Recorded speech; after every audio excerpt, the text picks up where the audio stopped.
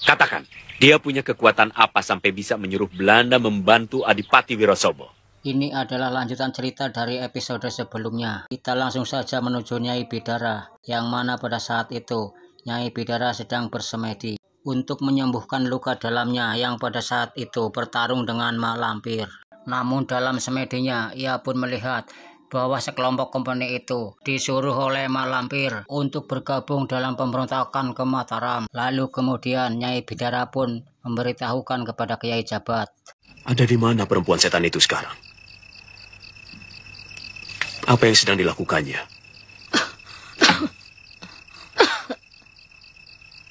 Aku melihat dia mendatangi orang-orang Belanda di pinggiran kota Mataram. Belanda?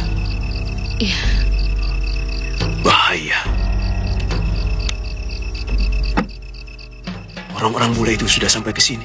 Kiai Jabat pun terlihat sangat terkejut karena ia baru tahu karena ternyata bahwa kompeni itu telah memasuki wilayah kerajaan Mataram. Ia pun mengatakan bahwa Sultan Agung Raja Mataram harus waspada dengan orang-orang kompeni tersebut sebab dengan akal licik mereka, kedamaian rakyat Mataram pasti terancam. Di saat obrolan Kiai Jabat dan Nyai Bidara, tiba-tiba di luar ada yang ketuk-ketuk pintu dan uluk salam. Rupanya ada tamu yang datang pada malam itu. Nyai Bidara pun masuk ke dalam dan Kiai Jabat membukakan pintu rumahnya. Merupakan kehormatan besar bagi saya mendapat kunjungan orang-orang penting dari kerajaan Mataram. Maaf Kiai, kami sudah mengganggu istirahat Kiai. Karena keadaan memang sudah sangat mendesak, makanya kami semua datang kemari mohon petunjuk Kiai. Petunjuk dari saya? Iya, untuk itulah kami bertiga ke sini, untuk bertemu dengan Kiai. Ada kepentingan apa sehingga para kanjeng sudi datang ke tempat hamba? Mataram sedang terkena musibah. Puluhan korban berjatuhan mati terbunuh. Dan semuanya keturunan Kiai Ageng Prayogo. Tidak salah lagi. Pasti Mak Lampir. Mak Lampir? Iya, ternyata para tamu-tamu itu adalah orang-orang penting dari Mataram.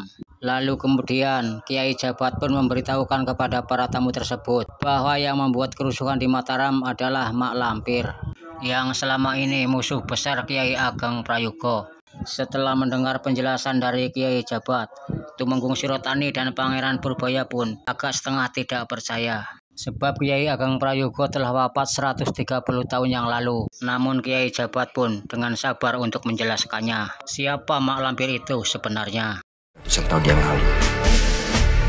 Mana mungkin musuhnya masih hidup? Betul, itu sangat mustahil. Tidak ada yang mustahil. Dia itu bukan perempuan biasa. Adik seperguruan hamba, Nyi Bidara. Saat ini sedang berusaha mengusir Mak Lampir. Nyi Bidara? Saya seperti pernah mendengar nama itu. Dia biasa menyebut dirinya Nini Towo. Yang lari dari penjara kita? Betul, Kanjeng. Dia orang baik-baik. Di mana dia sekarang? Di sini. Sebentar, saya panggil.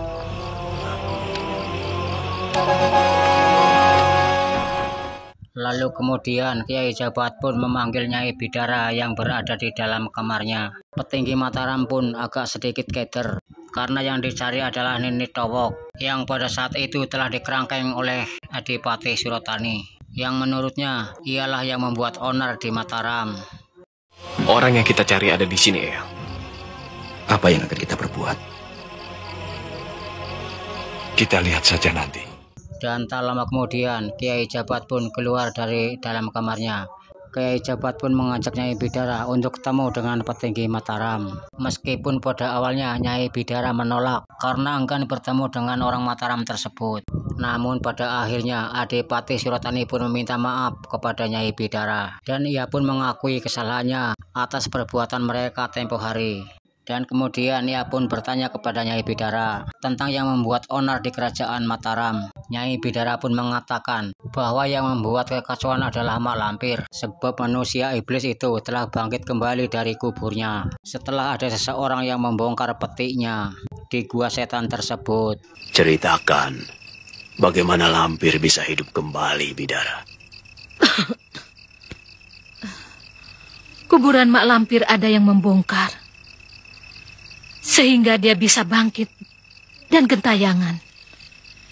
Bagaimana Nyai tahu bahwa itu mak lampir yang dibinasakan oleh Kiai Ageng Prayogo ratusan tahun yang lalu? Wangsit.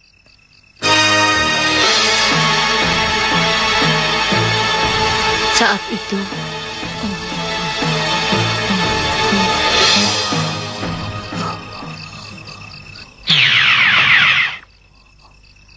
Bidara. Siapakah Paduka? Aku Kiai Ageng Prayogo. Sugeng Rawuh Kanjeng Kiai. Mak lampir bangkit dari kubur. Dia akan menghabisi semua keturunanku.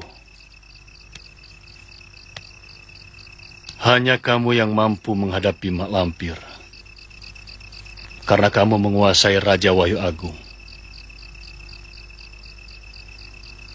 Selamatkanlah semua keturunanku. Dengan Raja Wahyu Agung yang kau miliki. Sendiko, Paduka. Kalau begitu yang merajah tangan Farida adalah Nyai. Iya. Iya, pada akhirnya para petinggi Mataram pun mendapatkan jawaban atas teka-teki semua tentang mak lampir. Tumenggung Suratani pun kemudian menanyakan tentang keberadaan mak lampir. Namun Nyai Bidara tidak mengetahui dengan pasti di mana markas perempuan setan tersebut.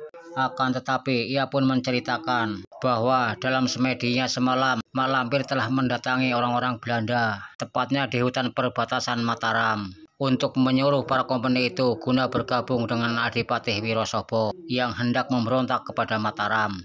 Apakah Nyai dapat mengira-ngira di mana mak lampir berada? Aku tidak tahu pasti. Tapi yang jelas, tadi malam mak lampir mendatangi orang-orang Belanda. Belanda? Iya. Pokoknya, Gusti Sultan Agung harus waspada. Karena mak lampir menyuruh orang-orang Belanda membantu Adipati Wirosobo yang mau memberontak kepada Mataram. Keesokan harinya, Sultan Agung pun telah mendengar kemunculan tentang mak lampir dari ketiga bawahannya. Mak lampir? Katakan. Dia punya kekuatan apa sampai bisa menyuruh Belanda membantu Adipati Wirosobo? Ampun, Gusti. Barangkali dengan ilmu sihir, Gusti. Sehingga mak lampir mampu mempengaruhi Belanda-Belanda itu, Gusti. Ampun, Gusti. Masalahnya bukan hanya itu, Gusti. Jadi apa maksudmu? Yang jelas sekarang, Gusti, orang-orang Belanda itu sudah bergerak ke Kadipaten Wirosobo. Kita tidak akan memaafkan siapapun yang merongrong kewibawaan Mataram. Sendiko, Gusti. Sampai di sini dulu cerita film Legenda Gunung Merapi untuk episode kali ini. Nantikan di episode selanjutnya. Terima kasih.